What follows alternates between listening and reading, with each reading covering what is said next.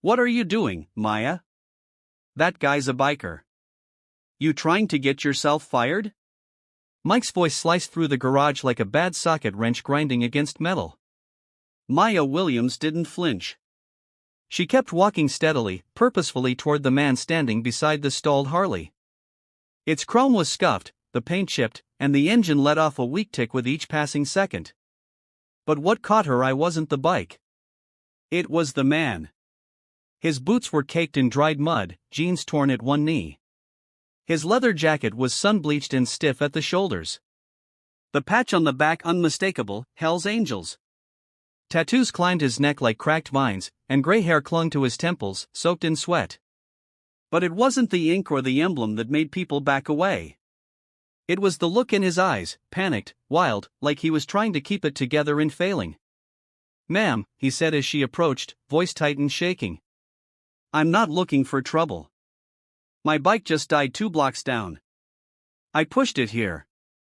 My daughter, she's at Uptown General. Internal bleeding. She's 8.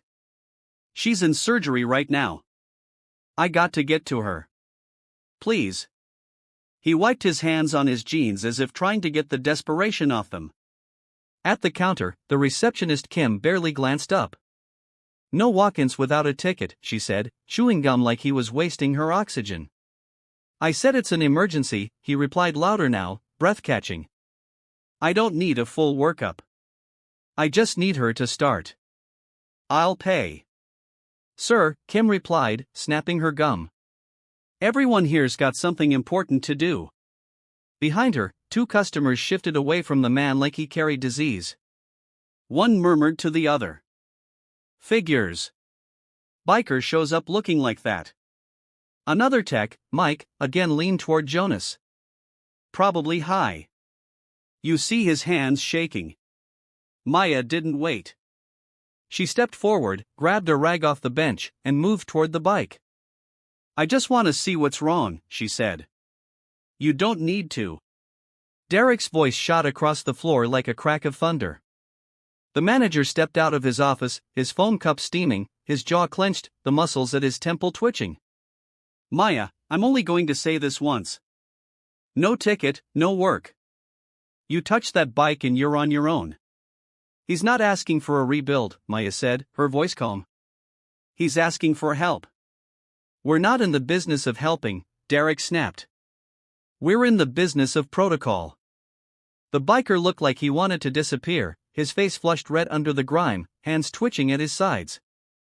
He started to back away. "Forget it," he mumbled. "I'll push it somewhere else." "No, you won't," Maya said, crouching beside the bike. She popped open the ignition panel, fingers moving quick and precise. "This won't take long, Maya," Derek shouted, tossing his cup into the trash. "That's it. You're fired." Silence. The garage froze. Even the air compressor in the back seemed to suck its breath in. Maya stood slowly, wiping her hands on the rag tucked into her belt. She didn't look at Derek. She looked at the biker. He stared at her, wide-eyed, overwhelmed. "I'm sorry," he said.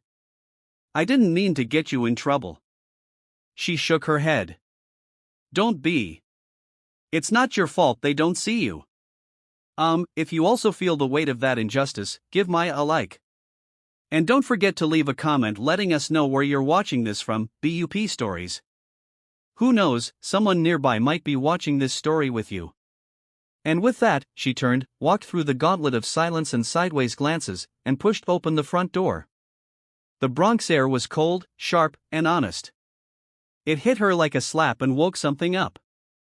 Behind her, the Harley roared to life.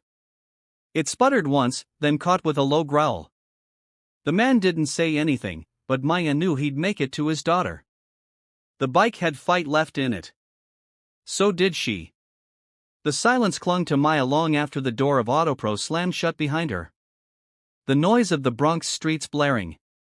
Footsteps. A siren somewhere uptown rushed in to fill the void, but it couldn't quiet the ringing in her ears. Her fingers still smelled of grease and hot metal. She pulled her hoodie tighter around her jumpsuit and started walking, unsure where she was going, only that she couldn't stay still.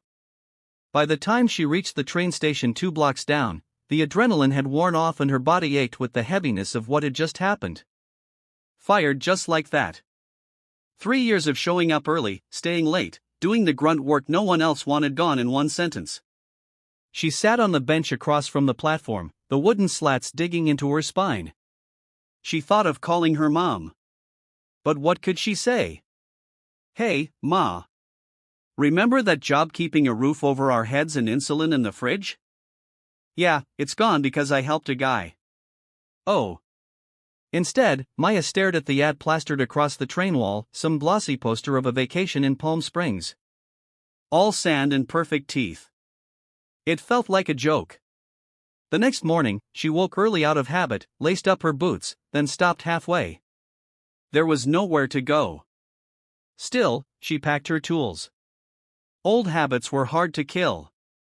Her first stop was a garage over on 161st in Jerome, a place she'd done freelance break work for 2 summers ago. The manager remembered her, smiled, listened, but when she mentioned where she used to work and why she left, his face changed. He nodded politely and told her they'd call if anything opened up. By lunchtime, she'd visited 3 other shops. One said they weren't hiring. Another said she didn't fit their team culture. The last one looked her up and down and asked, "You sure you're not better off doing customer service?" Maya didn't answer. She just turned and left. It wasn't just the firing that stung. It was the fact that no one cared to hear why. No one cared that a man had walked into that garage practically begging for help, and she'd answered. All they saw was a woman who broke the rules. By late afternoon, she found herself sitting on the steps of her apartment building, watching the sunlight stretch long across the street. She still hadn't told her mother. The shame clung to her chest like a wet shirt. Inside, the apartment smelled faintly of Vicks and slow-cooked collard greens. Her mother sat by the window, knitting half-heartedly, glasses low on her nose. "You're home early," her mother said, not looking up. Maya nodded. She dropped her tool bag by the door, forcing a neutral tone. "Yeah, I quit." Her mother stopped knitting. Looked at her. "Quiet. You quit." Maya swallowed. There was a man who needed help. His daughter was hurt. No one else would touch his bike. "I fixed it. Derek fired me on the spot." Silence filled the room. Her mother's voice, when it came, was soft. "Did you do what was right?" Maya nodded, eyes stinging. "Then don't let a paycheck shame you." It was the first kindness she'd received all day, and it broke her. Maya turned away, biting the inside of her cheek to keep from crying. That night, she sat at the kitchen table long after her mom had gone to bed. Her phone buzzed with notifications, mostly job boards, spam, and a reminder to pay the gas bill. One message stood out. A number she didn't recognize, just 3 words. "You still good?" No name, but she knew who it was. The biker. She didn't answer. The next day, she visited 2 more shops. One flat out told her they didn't hire troublemakers. Another handed her a clipboard and said they'd be in touch, though the way they avoided eye contact told her everything. By evening, she found herself walking without thinking. Her boots took her back to Autopro out of some combination of habit and stubbornness. She stood across the street, staring at the big roll-up doors and the glow of fluorescence inside. They were still open. Life had moved on without her, like she never existed. A figure stepped out from the alley beside the building. It was him. He looked different in the daylight, less like a biker, more like a man who'd seen too much. He had a paper bag in one hand and a coffee in the other. When he saw her, he stopped. "I figured I'd find you here," he said. Maya folded her arms, wary. "You following me now?" He shook his head. "Just came by to check if you were okay." She said nothing. "I didn't mean for you to lose your job," he added, stepping closer. "I know," he extended the coffee. "It's black. No sugar." She took it. Not because she wanted it, but because it felt easier than arguing. He nodded at the garage. They treat you like that often? Only when I breathe, she said. Deadpan. He chuckled, then sobered. My name's Ryder, by the way. She looked at him fully now. Maya. A beat passed. Ryder looked down the block. I told my brother what happened. She frowned. Why would your brother care? He glanced at her. Because he owns that garage. Well, owns the whole chain. Autopro. Maya froze. You helped the wrong guy. Or maybe the right one. He said, either way, I wasn't going to let it go. He started to walk away, then turned back. You ever need a hand or chance? Just call. He tucked something into her pocket. A business card, plain, no logos, just a name and number. Then he was gone. Maya stood in the growing dark, coffee cooling in her hands, card pressing warm against her thigh. She didn't know what tomorrow would bring. But for the first time since the door slammed behind her, it felt like the world might still have one foot open. The next morning, Maya sat at the kitchen table, nursing the cold coffee Ryder had given her. It tasted bitter and burnt, but she drank it anyway. Her mother had left early for her clinic appointment, and the apartment felt oddly quiet without her television murmuring in the background. Maya opened her phone, rereading the name on the business card. Ryder Ellison below it, a number, no title, no company logo, just that plain stubborn name, like a man who didn't want to explain who he was, but still insisted on being remembered. She hadn't called. She didn't plan to, but at exactly 9:14 a.m. her phone rang. A strange number. She almost let it go to voicemail, but something tugged at her. Hello, Miss Williams. A woman's voice, crisp, formal. This is Lauren from the Autopro corporate office. Our executive director would like to schedule a meeting with you at your convenience. Maya blinked. What? Mr. Ellison requested you come in today if possible. Her breath caught. Ellison. Yes, ma'am. The CEO. She almost laughed, but it came out as a choked cough instead. I'm not sure why he'd want to meet. I believe it concerns a recent incident at our Bronx location. We'll send a car if that helps. Maya hesitated, heart thudding. What floor? 18th, the voice replied. Downtown headquarters, Midtown Manhattan. At 11 a.m., Maya stood in front of a glass tower that shimmered like ambition. The Autopro logo stretched tall above the revolving doors, proud and sterile. She wore her best jeans, a navy sweater, and the same boots she'd worn the day she got fired. They still had grease scuffed into the soles. Inside, everything smelled like leather and filtered air. A receptionist smiled at her too politely and handed her a badge. Please take the elevator to the 18th floor. They're expecting you. The ride up felt longer than it was. The mirrored walls reflected back her tight jaw and uncertain eyes. She adjusted her collar once, twice, but it still felt wrong. When the elevator dinged, a glass door slid open to a waiting area bathed in natural light. Beyond it, an open office space with soft gray carpet and high-backed chairs that looked like they cost more than her entire apartment. Maya, a man's voice called. She turned. Ryder stood near a sleek glass conference room. Gone was the leather jacket and dirt-stained jeans. Today he wore a button-up rolled to his forearms and slacks that actually fit, but his stance was the same. Shoulders firm, expression steady. Didn't think I'd see you, he said. I almost didn't come. He nodded. Still glad you did. He opened the door and gestured for her to follow. The conference room was larger than the entire Bronx garage.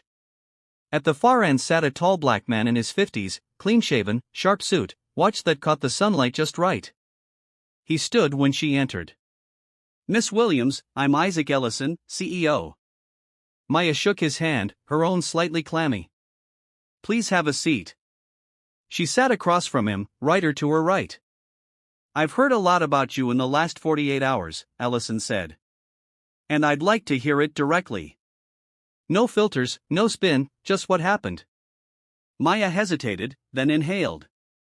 And she told him about the man who came in desperate. About the silence in the room, about Kim and Derek and the way everyone looked at the biker like he was dirt. About how she stepped in and how she got fired. Ellison listened without interrupting, his fingers steepled in front of him, his jaw clenched only once when she described Derek's exact words. When she finished, there was a long silence. "I'm not asking for my job back," she added. "I just want you to know how your people run your shop." Ellison nodded slowly. "I appreciate your honesty and your restraint. Most people would have lit social media on fire by now." "I don't want attention," Maya said. "I want things to work better for the next girl who walks in there." Ryder smiled faintly beside her. Ellison leaned back. "Ryder is my older brother. He helped me build Autopro in the early days, before the franchise, before the corporate board. He was under a car before I ever held a wrench. He stepped away a few years ago. But he still matters to this company." So when I found out what happened, his voice trailed off, then sharpened. "I reviewed your file, Maya. You have the highest customer satisfaction rating of anyone in the Bronx branch. Not a single complaint. You work holidays. You take on the worst days. You train 2 of the current techs who now pretend they outrank you." Maya blinked. She hadn't expected that. "And you were fired for helping someone in distress. That is unacceptable." She sat a little straighter. "Derek Reynolds was terminated this morning," Ellison said simply. "Effective immediately." Maya stared. "Wait, really?" Ryder answered. "Told you we'd handle it." Ellison opened a folder. "We're offering you a promotion. Lead technician at the Bronx location. Full benefits, 15% raise. You'll manage the floor. You'll have final say on hires, shop standards, and conduct." Maya blinked hard. "Why me?" "Because you already led by example," Ellison said. "And because I want someone on that floor who doesn't wait to be told what's right." She looked down at the folder at her own name in neat typeface. Something about it felt surreal. "I need a minute," she whispered. "Take all the time you need," Ellison replied. But she didn't need long. She looked up, locked eyes with both men, and nodded. "Yes," she said. And this time, when she walked out of the office into the elevator, it wasn't as someone who had just lost everything. It was someone who was just beginning. Maya stepped out of the Autopro tower with the folder clutched tight in her hand, its sharp edges pressing into her fingertips. The midday sun was brighter than she remembered, bouncing off glass and steel, casting long shadows across Midtown. She stood still for a moment near the curb, letting the noise of the city wash over her: horns, voices, construction clatter. Then she exhaled. Lead technician, a raise, her own team, her own rules. It didn't feel real. Not yet. She took the subway back to the Bronx. The folder tucked under her coat like something sacred. Her reflection in the window stared back at her, calm on the surface, but with fire behind the eyes. She wasn't just getting her job back. She was getting a seat at the table. And for the first time in her life, she wouldn't have to whisper to be heard.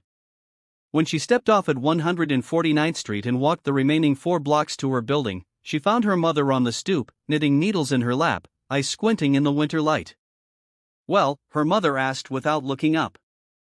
Maya lifted the folder and gave her a half smile. "They offered me more than just the job back." Her mother raised an eyebrow. "How much more? A new title, a raise, control over hiring, floor management?" She hesitated, then added. "They fired Derek." Her mother let out a slow breath and set the knitting aside. "Good." That man's mouth was poison. Inside, Maya spread the documents out on the kitchen table, rereading every line, every term, just to be sure. She wasn't imagining it. This was real. Still, something gnawed at her. Something deeper than pride. Something closer to weight. She couldn't just go back and act like nothing happened. The next morning, she returned to the Bronx Auto Pro location, not as a visitor, not as the girl at Bay 4, but as the new lead tech. The reception area was quiet when she entered. Kim, the receptionist, blinked when she saw her. "Can I help you?" Then recognition settled on her face. "Oh, Maya." "Warning, Kim. Is Jonas in?" Kim's mouth opened, then closed. "I think he's in the back." Maya walked past her and headed straight for the garage floor. The air smelled like oil and old rubber, just as she remembered. Sparks popped from a welding station near the corner. Jonas stood hunched over an open engine, earbuds in, oblivious. She tapped his shoulder. He jumped, pulled out an earbud, and turned. "Maya," he said, startled in the flesh. He looked around nervously. "Are you visiting?" She shook her head. "I'm not visiting Jonas. I'm back." He stared. "Wait, what?" "CEO brought me in. Official. I'm lead tech now." His eyes widened. "Damn, that's incredible." She studied his reaction, not condescending, just surprised. She could work with that. "Listen," she said, "I know how this shop works. The whispers, the looks, the assumptions. I'm not here to play that game. I'm here to change it. So, if you're on board, great. If not, step aside." Jonas nodded slowly. "I'm on board." By noon, word had spread. Some techs nodded respectfully. Others avoided her entirely. A few, like Mike, stood in a quiet corner, murmuring and watching. She didn't approach them. Not yet. Let them adjust. Let them stew. Later that day, she found an email waiting for her in her new company inbox. Subject: Internal Equity Audit, Authorized Access. Attached were reports, long, cold documents, numbers, graphs, incident logs. She scrolled through them, each entry like a punch to the gut. One line caught her eye. Employee name: Maya Williams. Incident type: non-compliance. Action taken: immediate termination. Manager: D. Reynolds. She stared at it for a long time. They really had made her disappear with one line. That night, she sat on the fire escape outside her window with a notebook in her lap. She flipped it open and started writing, not out of anger, but out of clarity. She wrote about the day the biker came in. She wrote about the silence, the looks, the heat in her chest when she made her choice. And she wrote one line at the top of the page, circled in red. "We don't see people like her." The next morning, she uploaded her first podcast episode. It was raw, unedited. Her voice, steady but personal, filled the space between breaths. "This isn't about revenge," she said. "This is about recognition, about what happens when you do the right thing and still get punished. This is about what we lose when we stop seeing each other as people." She hit publish before she could talk herself out of it. By evening, the episode had 7,000 plays. Comments poured in from auto workers, nurses, teachers, parents. "I've been there. Thank you for saying this out loud. I thought I was alone." At AutoPro headquarters, someone forwarded the episode to Isaac Ellison. He listened with the volume low, face unreadable. Ryder sitting across from him. "She's not holding back," Ryder said. "She shouldn't," Ellison replied. Ryder nodded. "Then let's not waste this." Back in the Bronx, Maya's second day on the job ended with a call from corporate. They wanted to meet, not about a promotion, not about policy, about something bigger, something that might rewrite the whole damn playbook. Maya hung up, heart pounding. Then she looked around the garage floor at the smudged windows and stained walls and the men who now gave her just a little more space when she walked by. She didn't need their approval. She had her voice. And now the world was starting to listen. It was strange how quickly a voice could travel. Within 48 hours, Maya's podcast episode had crossed state lines. A former welder in Ohio sent her a message saying he'd cried listening to her. A middle-aged black woman from Detroit said Maya had said what she'd always been afraid to. Someone in Idaho asked if she could turn it into a series, but Maya wasn't chasing virality. She just wanted truth to echo back into the places it had always been silenced. The garage hadn't said much about it, not directly, but people started changing. Jonas stopped calling her boss with sarcastic air and said it sincerely now. Kim had stopped snapping gum when Maya walked in and even made coffee one morning, black, no sugar. Then on Friday afternoon, something happened. A man in a gray blazer showed up around 3 p.m., clipboard in hand, smile too practiced to be genuine. He asked for Maya at the front. Kim called over the intercom, voice stiff. "Maya, you've got someone." She stepped out from under the lifted chassis of a Chevy and walked toward the front, wiping her hands on her coveralls. "You looking for a service?" The man extended his hand. "David Quinn, Corporate Affairs?" Maya raised an eyebrow. "Did I do something wrong?" He chuckled lightly. "Not at all, but Mr. Ellison would like to meet with you again tomorrow. Conference room at HQ. Will?" Maya glanced down at the clipboard. "Is this about the podcast?" "I think it's about what comes after it," he replied. The next morning, the elevator doors slid open again on the 18th floor. She wasn't nervous this time, just clear-headed, focused. She wore the same boots, scuffed, stained, unapologetically real. Inside the conference room sat Isaac Ellison and Ryder. A third person was there now, a woman with silver hair and horn-rimmed glasses, tablet in hand. "Welcome back," Ellison said.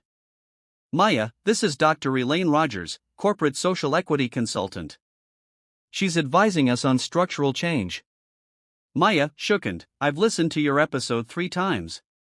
Dr. Rogers said, the clarity in your story, it's rare.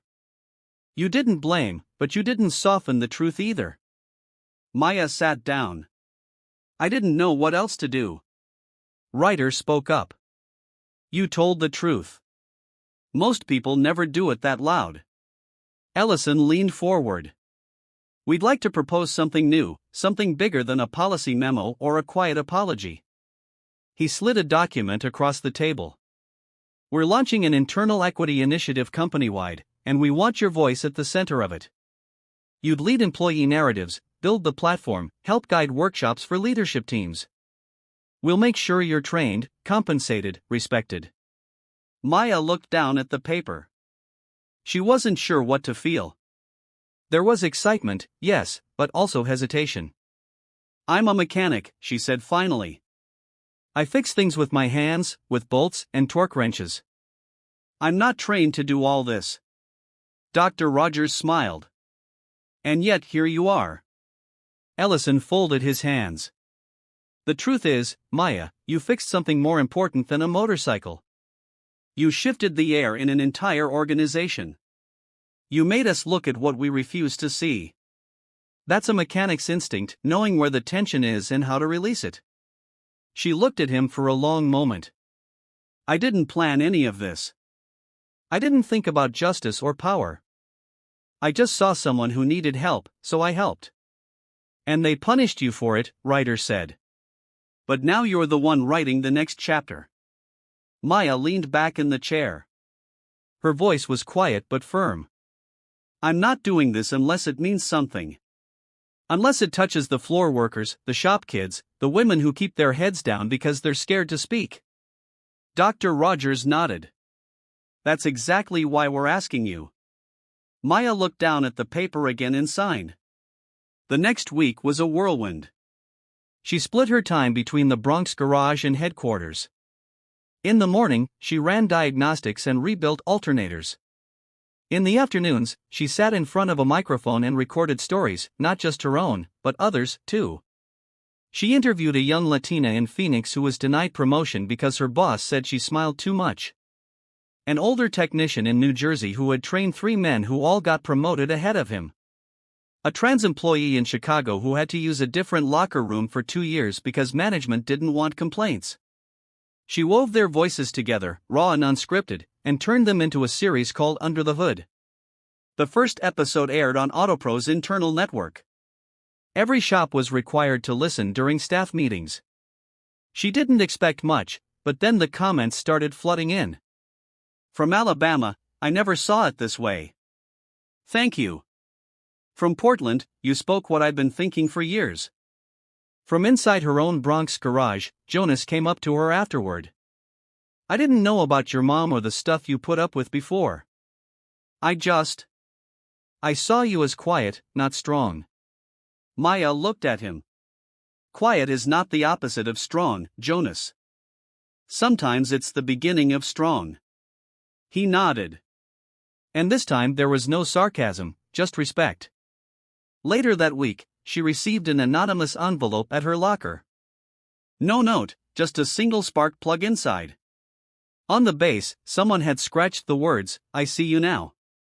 She held it in her palm for a long time. In a garage that once erased her, her presence was now carved into the steel, and it had only just begun.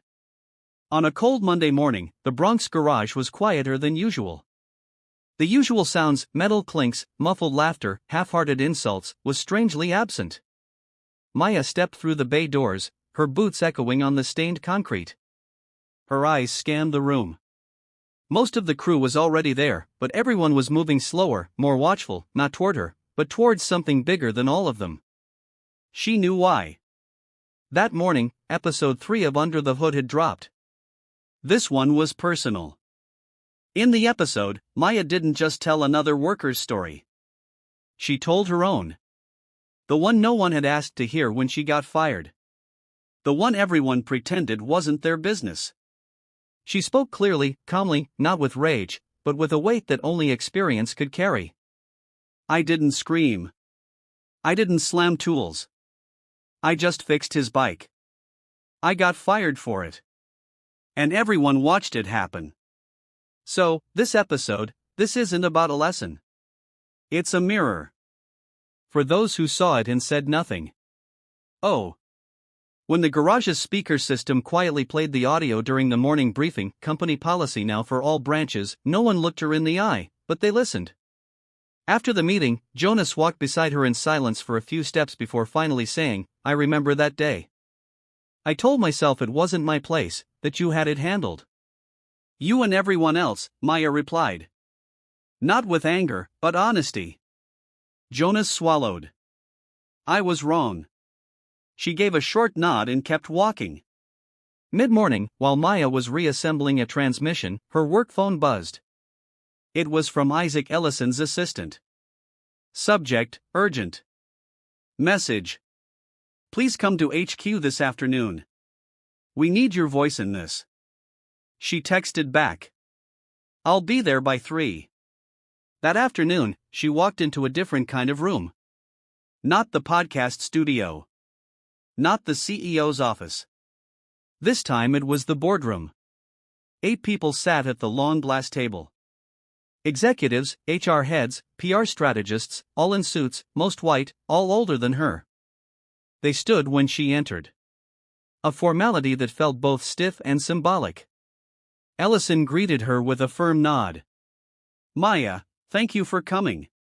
One of the men in gray suit, sharp-jawed, jumped in. We've been reviewing the internal response to your series. It's powerful. Very powerful. But another woman added quickly. There's concern about brand image, public exposure. You understand? Maya sat down, folding her hands calmly. What exactly is the concern? The woman hesitated.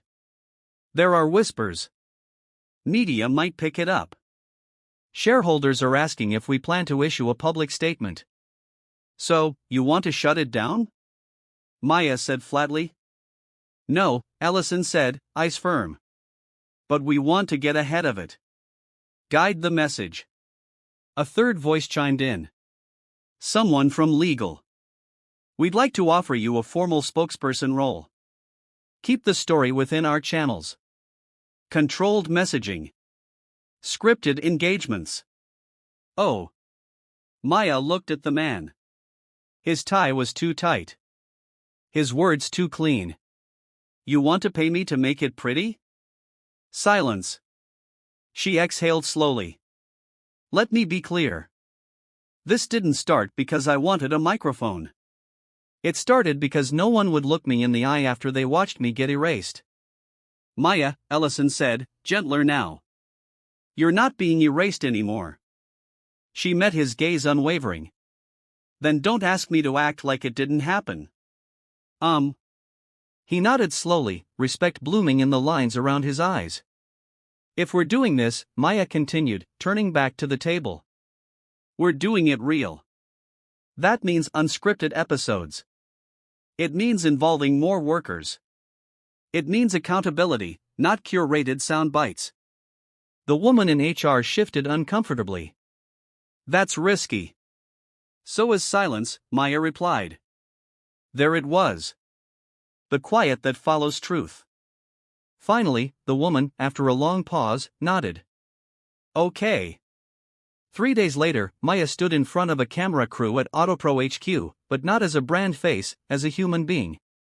The new campaign titled This Is Us Unfiltered would feature real employees across departments, mechanics, clerks, janitors, speaking about respect, race, gender, and the unspoken rules they'd survived.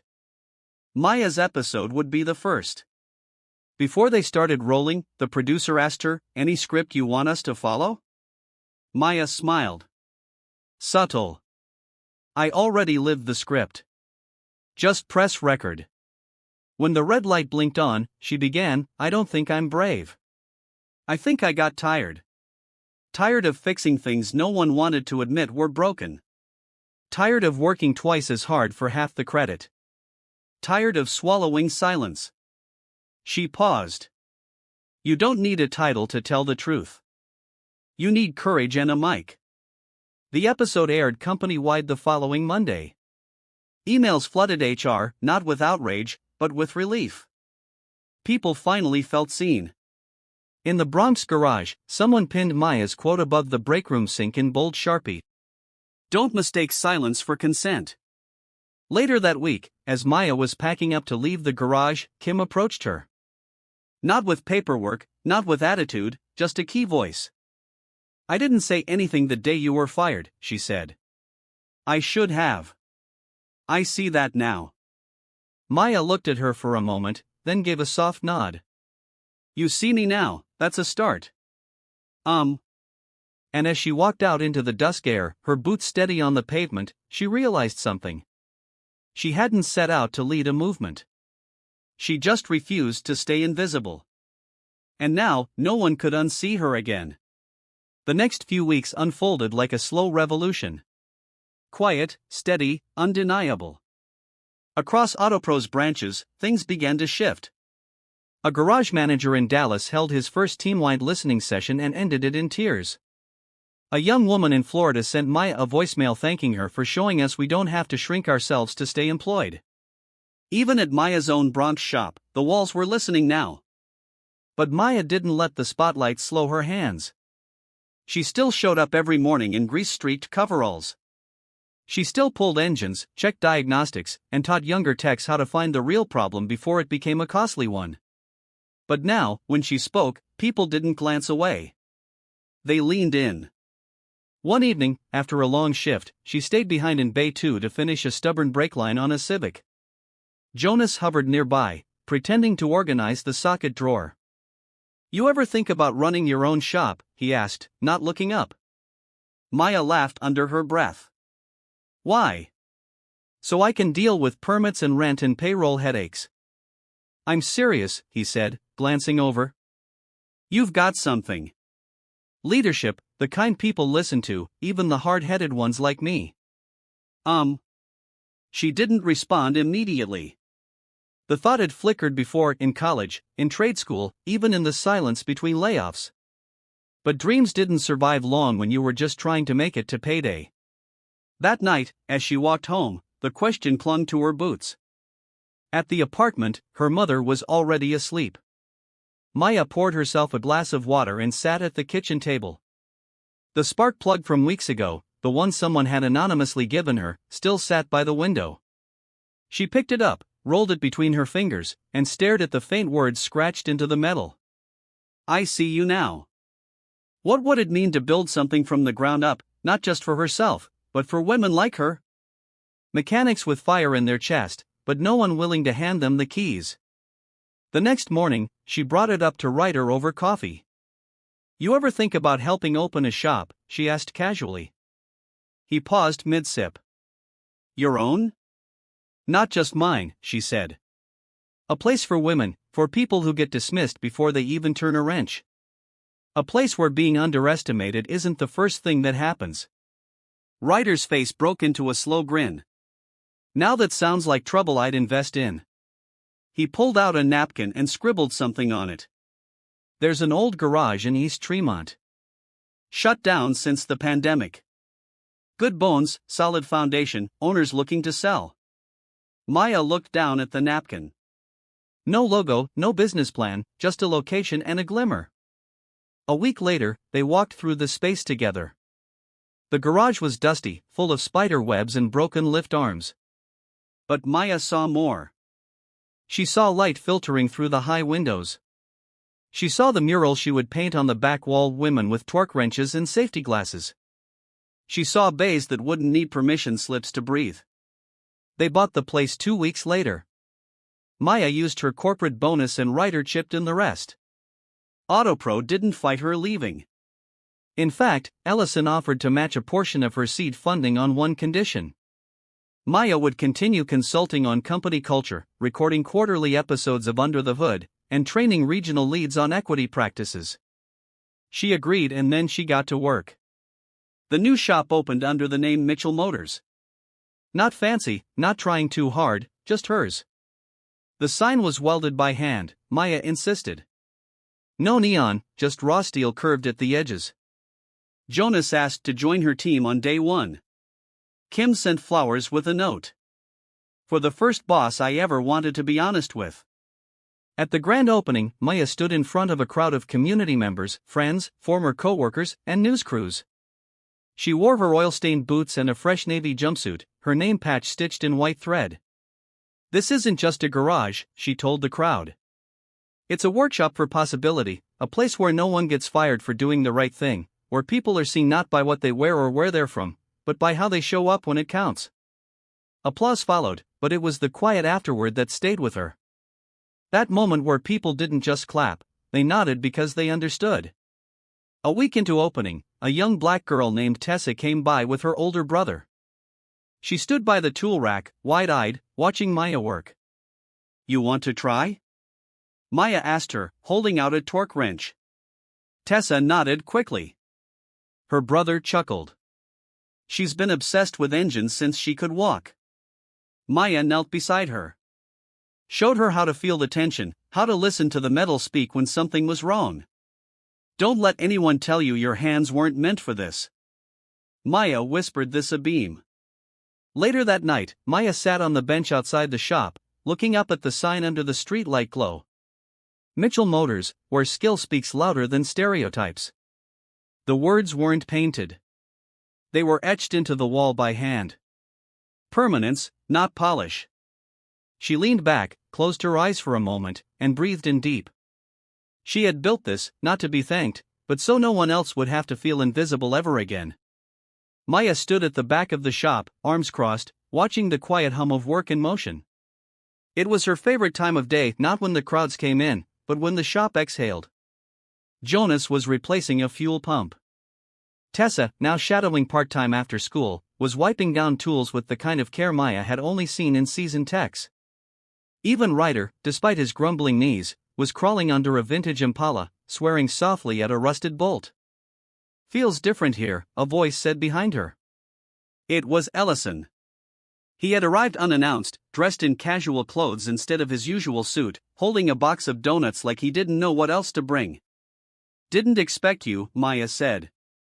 Not coldly, but not warm either. "I figured that," he admitted. "Thought I'd stop by, see for myself." She gestured toward the open bay. "Well, there it is. It's not flashy, but it works." He stepped forward, watching Tessa for a moment. "That girl reminds me of you. Sharp eyes, eager hands." "She reminds me of what I didn't have," Maya said quietly. "A place to fail and still be welcomed back the next day." Ellison nodded. I came to apologize, not for firing you. That decision was protocol, but for how long it took me to see that protocol was the problem. Maya didn't speak at first. She just stared at a faded poster on the wall she had found in the garage's back room and decided to keep. It showed Rosie the Riveter, but someone had scribbled over her arm with engine grease, making her sleeve look like a mechanic's coverall. Underneath it, someone had written, "We still can." You could do more, Maya said at last. Your board listens to you. You could push for hiring pipelines, equity audits, pay transparency. Ellison smiled faintly. You sound like someone who should be on the board. She arched an eyebrow. I'm not for sale, Mr. Ellison. No, he said. But your voice is worth amplifying. They stood in silence for a beat longer. Then he placed the box of donuts on the counter and left. Later that day, Maya found a small envelope tucked inside the box. No money, no offer letter, just a note. Sometimes leadership means getting out of the way. Ellison. That night, Maya stayed late after everyone left. She wandered through each bay, her fingers grazing tool benches and air compressors, letting the quiet fill the space. She stopped at Bay 3 where her father's wrench, one of the few things she'd kept after his passing, hung on the wall. She touched it gently, feeling the worn handle, remembering how he used to tell her, every good mechanic knows when to tighten and when to let go. The next morning brought rain. It was the kind of downpour that flooded gutters and made headlights blur like watercolor. But the shop stayed busy. In fact, around noon, a small crowd gathered outside under umbrellas. Maya peeked out and frowned. There were camera crews, a few journalists, and to her surprise, a couple members of the city council. Ryder rushed in. You're going to want to see this. On cue, a police escort pulled up. Out stepped Shandanda Price, the city's commissioner for vocational equity. She shook off her coat and walked straight up to Maya with a grin. Heard this was the place where dignity got rebuilt with socket wrenches, Shandanda said, extending her hand. Maya, taken aback, shook it. We just fix cars. Oh, no, Shandanda said, glancing around. You fixed a whole system. Silence. As cameras clicked, Shandanda made an announcement. The city would be launching a partnership program called Hands Forward, offering grants and support to women-led mechanical trade businesses. Maya's shop would be its first flagship mentor site. Maya's jaw tightened, eyes stinging. She wasn't the crying type, but this felt like gravity shifting just a little. After the press left and the last reporter folded their tripod, Maya sat outside the shop again, her boots propped on an overturned oil bucket. Tessa came out holding 2 sodas. You really going to teach all those new girls? The teenager asked. If they're ready to work, Maya said. Tessa hesitated, then asked. Do you think I could someday run my own shop? Maya looked at her, dead serious. If you want it, you'll build it, and I'll be right there to make sure no one takes it from you. Tessa beamed and took a seat beside her, kicking at a loose pebble with her sneaker. In the distance, thunder rumbled. But inside the shop, laughter echoed off the walls, deep, real belonging. And somewhere between the grease, the gumption, and the grit, Maya realized something. It wasn't just about proving herself anymore. It was about creating a world where no one like her would have to. It was nearly dusk when the last customer of the day rolled out of the shop. The air inside smelled of motor oil and old vinyl, tinged with the fading sweetness of the donuts Ellison had left. Maya sat at her desk in the small office at the back, fingers brushing over a stack of new resumes from young women across the city, names she didn't recognize yet, but already cared about. Her hands were rough. Her back ached, and still she smiled. The door creaked open. It was Ryder. His knuckles scarred, holding 2 paper cups of coffee like he was offering truce after a long war. You look like someone who could use this, he said, placing 1 cup in front of her. Maya took it with a nod. Thanks. He hesitated before sitting in the cracked vinyl chair across from her. You know, back when you first walked in here, I didn't think you'd last a week. She didn't look up. I know. But then I watched you rebuild a carburetor like it was a jigsaw puzzle. No fuss, just focus. He took a sip. I've been wrong a lot in my life, but I'm glad I was wrong about you. Maya finally looked up. Ryder wasn't sentimental, but tonight his voice carried the weight of something unspoken, an apology, a passing of the torch, maybe even pride. I didn't want to take over, she said softly. I just wanted a place to belong. He chuckled.